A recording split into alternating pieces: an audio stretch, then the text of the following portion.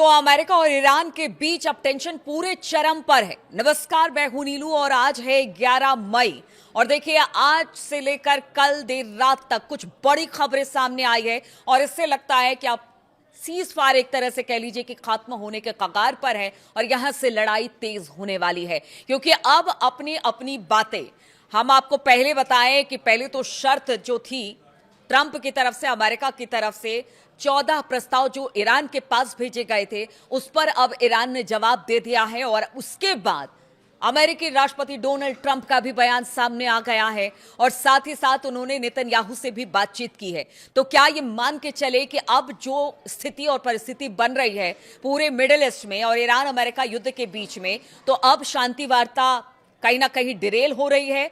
जो इस वक्त शांति काल चल रहा था वो खत्म होने वाला है, क्योंकि आज की बात की जाए तो कल से लेकर आज तक कुछ बड़े हमले भी हुए हैं। अरब देशों में भी ये हमले हुए हैं। अमेरिकी F-35 को भी निशाना बनाया गया है, ये भी एक बड़ी खबर आ रही है। अगर ईरान की तस्लीम न्यूज एजेंसी की बात की जाए तो उनकी तरफ से वो खबर भी बताएंगे, लेकिन शुरुआत मैं करूंगी बातचीत से, क्योंकि इन्हीं बातचीत पर युद्ध की स्थिति परिस्थिति निर्भर है कि युद्ध होगा कि नहीं होगा। तो अमेरिकी राष्ट्रपति डोनाल्ड ट्रंप ने जो प्रस्ताव, शांति प्रस्ताव पर ईरान का जो शांति प्रस्ताव अपनी तरफ से अमेरिका ने भेजा था उस पर जो ईरान ने जवाब दिया है वो पसंद नहीं आया है डोनाल्ड ट्रंप को, और ईरान के जवाब पर कड़ी प्रतिक्रिया अब अमेरिकी प्रेसिडेंट डोनाल्ड ट्रंप ने दी है। उन्होंने तेहरान की मांगे पूरी तरह से अस्वीकार कर दिया है, यानी कि मानने से इनकार कर दिया है। ट्रंप के इस जवाब के बाद सवाल उठा कि ईरान ने ऐसी क्या मांगे कर दी जिससे ट्रंप भड़क उठे। उन्होंने तुरंत नेतन्याहू को फोन लगाया, बातचीत की है। तो क्या अब कोई बड़े युद्ध की तैयारी या बड़े हमले की तैयारी ईरान पर होने वाली है? वो एक बार फिर से ईरान को धमकी देने पर उतर आए हैं। ईरान की मीडिया ने बताया कि मीडिएटर पाकिस्तान के जरिए अमेरिका को दिए गए ईरान के जवाब में युद्ध से हुए नुकसान के लिए मुआवजा और हॉर्मुज स्ट्रेट पर तेहरान की सॉवरेनिटी को मान्यता देने की मांग की गई है। ट्रंप ने ईरान के जवाब को पूरी तरह से नामंजूर कर दिया, खारिज कर दिया, और इसीलिए कहा यह जा रहा है कि स्थिति अब विकट हो गई है। अब आपको बताते हैं कि ईरान ने क्या कहा है, ईरान का जवाब क्या है। तो देखिए, ईरान ने जो जवाब दिया है उसमें अमेरिका के शांति प्रस्ताव के जवाब में ईरान ने तुरंत युद्ध रोकने की मांग करते हुए इस बात की गारंटी मांगी है कि उन पर कोई नया हमला नहीं किया जाएगा। ईरान ने युद्ध से हुए नुकसान के लिए मुआवजे की मांग की है। साथ ही साथ हॉर्मुज स्ट्रेट पर तेहरान की संप्रभुता को मान्यता देने की मांग भी ईरान की तरफ से रखी गई है। ईरान ने अमेरिका के office of foreign assets control यानी कि OFAC से 30 दिनों की अवधि के लिए ईरानी तेल की बिक्री पर लगे जितने भी रोक थे उसको हटाने की डिमांड की है। ईरान ने डोनाल्ड ट्रंप प्रशासन से अपने बंदरगाहों और हॉर्मुज स्ट्रेट से नौसैनिक का जो नाकेबंदी इस वक्त अमेरिका ने कर रखी है उसको तुरंत खत्म करने की मांग की है। ये बातचीत के लिए एक शर्त के तौर पर देखी जा रही है, क्योंकि उनका कहना है पहले वहां से नाकेबंदी हटाइए, हम हॉर्मुज खोलेंगे, फिर आगे की बातचीत होगी। इस शर्त को रखा है ईरान ने। ईरान की मांग में कथित तौर पर लड़ाई रुकने के बाद आगे के विवरण और समझौते पर बातचीत होगी, यानी पहले इस बात पर सहमति हो जाए उसके बाद फिर आगे की बातचीत होगी, जो 30 दिनों की अवधि दी गई है ट्रंप की तरफ से। क्योंकि ट्रंप ने कहा था कि ठीक है, हम 30 दिनों की मोहलत आपको देखते हैं, आप सोचिए विचारिए, उसके बाद जवाब दीजिए। लेकिन ईरान ने भी कह दिया कि ठीक है, हमने अपना जवाब दिया है, आप नाकेबंदी हटाइए, हम हॉर्मुज खोलेंगे, उसके बाद 30 दिनों के लिए बाद 30 दिनों के भीतर भीतर हम बातचीत कर लेंगे, चाहे वो परमाणु समझौते हो या बाकी जो बातें अमेरिका कह रहा है उस पर। ईरानी पक्ष की ओर से यह भी कहा गया कि तेहरान और वॉशिंगटन के बीच बातचीत फिलहाल पाकिस्तानी मध्यस्थ के जरिए लिखित रूप में जारी रहेगी, यानी मतलब आमने सामने बैठकर बातचीत नहीं होगी। मतलब एक मध्यस्थता के लिए एक मुल्क होगा और वो होगा पाकिस्तान, और जो भी बात होगी वो एक दूसरे को लिखकर या किसी मध्यस्थ के जरिए, जैसे चिट्ठी पहले भेजी थी ट्रंप ने ईरान को और ईरान ने ट्रंप को भेजी थी, उसी तरह से लिखित रूप से ही ये बातचीत चलती रहेगी। आगे भी आमने सामने किसी तरह का कोई टॉक नहीं होगा।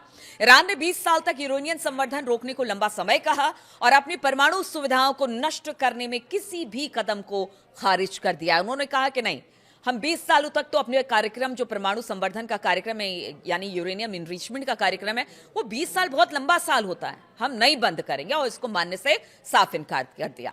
अब ट्रंप ने ईरान के जवाब पर क्या कहा है वो भी आपको बताते हैं। तो ईरान ने रविवार को पाकिस्तानी मध्यस्थों के जरिए अमेरिका के शांति प्रस्ताव पर अपना जवाब भेजा। उसके बाद डोनाल्ड ट्रंप तिलमिला गए और उन्होंने सिरे से इसको खारिज कर दिया। डोनाल्ड ट्रंप ने कहा कि मैंने अभी अभी ईरान के जितने जवाब थे उसको पढ़ा है और प्रतिनिधियों का जवाब पढ़ने के बाद मुझे ये कहीं से रास नहीं आ रहा है, यानी मैं इसको मानने को तैयार नहीं हूं। मुझे ये पूरी तरह से अस्वीकार्य है, नामंजूर है, मैं इसको नहीं मानता। इससे ईरान और अमेरिका के जितने भी गतिरोध थे, यानी कि जो एक डेडलॉक बना हुआ था, वो सुलझाने की कोशिशों को एक बड़ा झटका माना जा रहा है और कहा यह जा रहा है कि अब इसके बाद शायद बड़ा हमला हो। और इसीलिए मैं बार बार कह रही हूं कि यहां से अब लगता है कि बातचीत विफल होती दिखाई दे रही है। और बातचीत नहीं होने की सूरत में क्या होगा, क्योंकि जो ट्रंप है वो नेतन्याहू से बात अगर कर रहे हैं, सीएनएन ने इस बात तक को बताया है, उनकी रिपोर्ट में देखा जा सकता है, आप भी देख सकते हैं। सीएनएन ने कहा है कि उन्होंने तुरंत नेतन्याहू को फोन लगाया, इसलिए कहा जा रहा है। और देखिए, नेतन्याहू तो तैयार ही रहते हैं इस बात के लिए कि युद्ध खत्म ना हो, जो उनकी मंशा है वो यहां से समाप्त ना हो, क्योंकि युद्ध चाहते हैं, वो चाहते हैं ग्रेटर इजराइल बनाना, वो चाहते हैं ईरान को खत्म करना। और ये तभी पॉसिबल हो पाएगा, तभी ये सही हो पाएगा जब लगातार ईरान पर हमले होते रहेंगे। इसीलिए अब ये कहा जा रहा है कि यहां से हमले होंगे। अब देखिए, बीते दिनों की बात अगर बात की जाए, यानी कि कल की शाम से लेकर देर रात तक अरब के कई मुल्कों में हमला हुआ, यूएई पर हमला हुआ, कतर पर एक शिप पर हमला हुआ है। और इसी बीच एक खबर और आ रही है, पहले वो बताते हैं, उसके बाद बाकी हमलों की बात करेंगे। और अब अरब मुल्क से लेकर क्या कह रहे हैं, क्योंकि देखिए कतर भी मध्यस्थता करा और कतर के जो बड़े नेता हैं वो ये कह रहे हैं कि देखिए अब यहां से अब युद्ध को खत्म करना पड़ेगा, क्योंकि मुश्किलें यहां से बढ़ने वाली है। लेकिन इसी बीच तस्नीम न्यूज एजेंसी ने लिखा है कि यूएस का F-35 जो विमान है, लड़ाकू विमान है, उसको ईरान ने मार गिराया है। और कहा यह जा रहा है कि एक जो अभी एक नया हॉर्मुज का आपने देखा होगा, एक नया नक्शा IRGC ने एक नक्शा जारी किया है, जिसमें वो बताया गया है कि जो गल्फ ऑफ ओमान का कुछ हिस्सा भी इस नक्शे में शामिल है, यानी स्ट्रेट ऑफ हॉर्मुज में है। वहीं बताया गया है कि F-35 विमान, यहां पर कई अखबारों ने इस बात का जिक्र किया है और उसमें लिखा है कि ईरान ने इसे मार गिराया। हालांकि दोनों मुल्कों की तरफ से, यानी अमेरिका और ईरान की तरफ से किसी तरह की कोई पुष्टि F-35 को लेकर नहीं हुई है।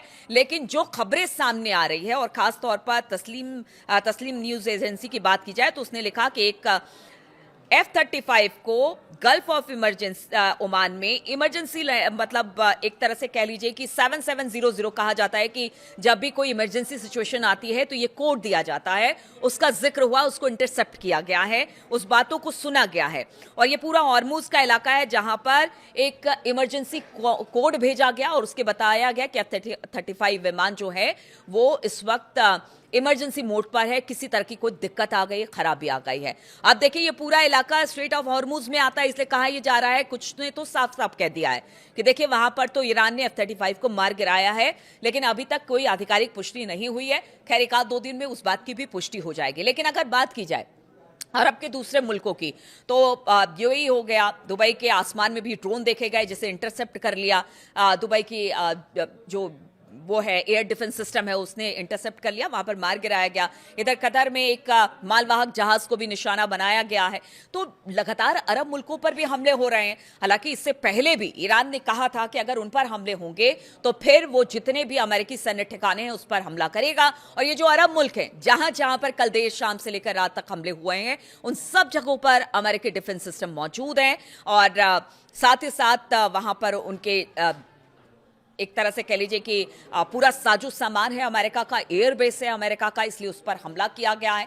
लेकिन लोग जो एक्सपर्ट है वो मान रहे हैं कि क्या वाकई ये हमला ईरान ने किया है, क्योंकि कोई नहीं चाहता है कि हम जो भी इस वक्त लड़ाई अमेरिका और ईरान के बीच में चल रही है उसमें किसी तरह की शांति आए। अब ये कौन है, कयास बहुत सारे लगा रहे हैं, आप भी समझ रहे होंगे कि किसकी बात मैं कर रही हूं।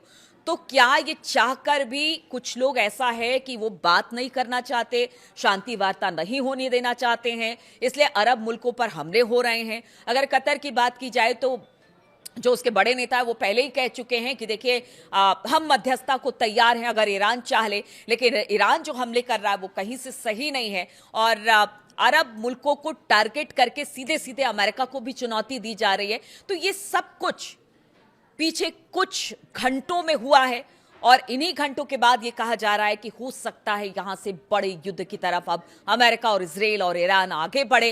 हालांकि देखिए, इस बीच एक बड़ा बयान भारत के प्रधानमंत्री नरेंद्र मोदी का भी सामने आ गया। उन्होंने तेल की बचत करने को कहा है, सोना 1 साल तक ना खरीदने को कहा है। उन्होंने बहुत सारी बातें की हैं।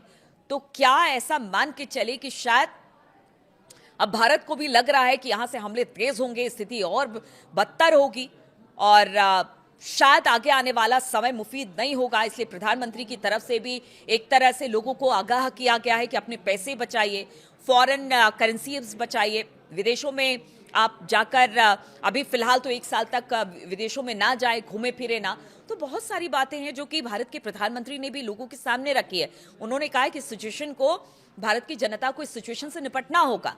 पेट्रोल तेल की कीमत जो हो सकता है आगे आने वाले दिनों पर बढ़ जाए, तो वो जो है उसको बचाना होगा, हमें आगे आने वाले दिनों के लिए बचाना होगा। और उसके बाद आज हमने देखा कि भारतीय मार्केट भी बहुत तेजी के साथ, सिर्फ भारतीय क्यों, दुनिया भर की मार्केट भी बहुत तेजी के साथ गिरे हैं। तो अब अमेरिका, इजराइल और ईरान के रुख को देखकर ऐसा ही लग रहा है कि अब कोई बड़ा युद्ध होने वाला, बड़ा हमला होने वाला है। क्या 2.0 बहुत जल्दी शुरू होने वाला है युद्ध का, इसको लेकर अब पूरी दुनिया सहमी हुई है। फिलहाल बहुत बहुत शुक्रिया आप सभी का मेरे साथ इस वीडियो में शामिल होने के लिए।